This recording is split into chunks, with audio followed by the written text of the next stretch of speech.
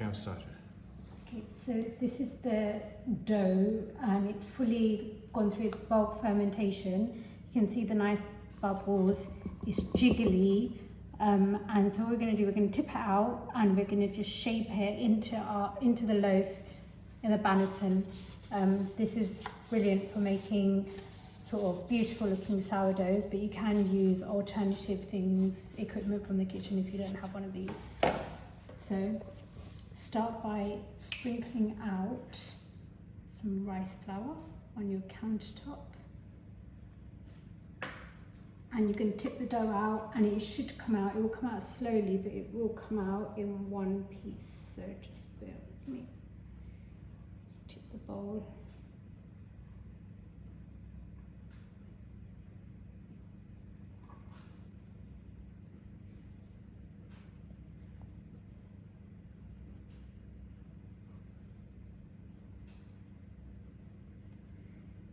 It's getting there.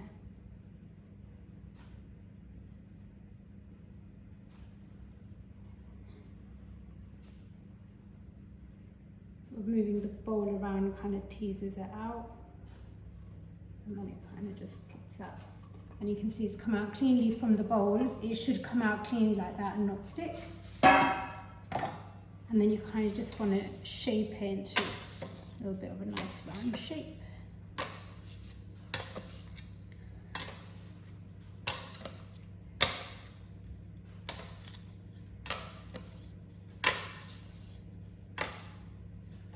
And then what we're going to do, you leave it to rest for maybe 5-10 minutes. But just so we can show you, we're going to flip it over and stretch and fold it out into its shape. We're going to try and aim for an oval shape because the banneton is oval. So, flip.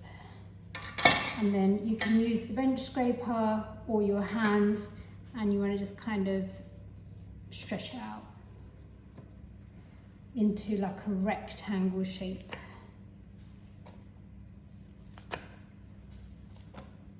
So when I first did it, I was worried that I'm sort of losing all the air that's in it. It's big, you know, a little gentle, but actually this part of the process builds tension into the loaf, which helps it to rise. So stretched it out, and then all you want to do, it's a little bit like a book fold. You want to just turn it in on itself, stretch it, and you're going to close up the seams. So it's trapping in the tension down there. And then you're going to stretch it and you're going to roll it up on itself.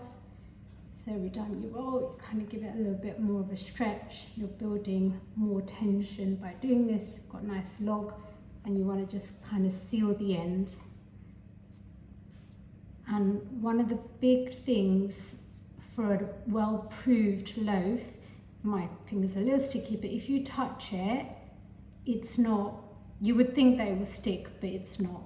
So after you've done this, you're going to build further tension by rolling it on your countertop, just back and forth, and it will feel jiggly and puffy. When I first did it, I thought, oh, it looks really small, but actually it will rise. The rise happens in the oven. So you're just rolling it against your own countertop. Give it a little sprinkle. This is rice flour. Rice flour doesn't hydrate, so if it does feel a little bit sticky, it's the best type of flour to use because it doesn't absorb any water. So you rolled it, got the banneton. Some people will flour the banneton, pop the loaf in, and it will prove in there when you tip it out, you get all the beautiful lines that you probably see in the bakeries. For your first attempt, I would definitely recommend lining your banneton because it will tip out much easier because it's more likely to stick if it's directly in the banneton. So once you get a bit more used to the process, you can have a go at doing it without a liner, and it will look really lovely when you tip it out with the lines. So put some rice flour in. What you're going to do, you're going to pick up your loaf and you're going to turn it upside down on itself.